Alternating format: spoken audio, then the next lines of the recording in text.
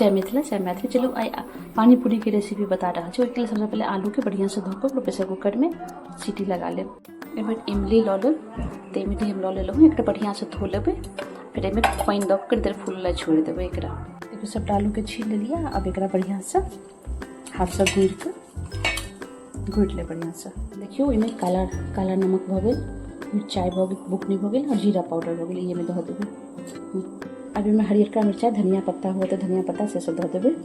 अब एक बढ़िया हाथ से मिला लेब।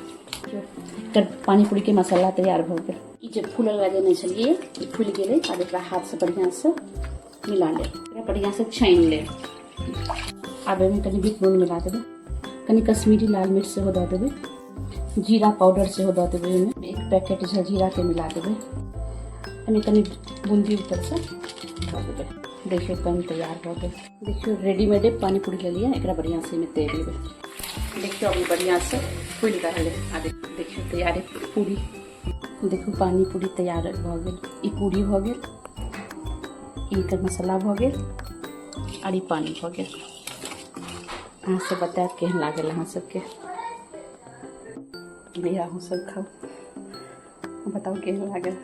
Thank you.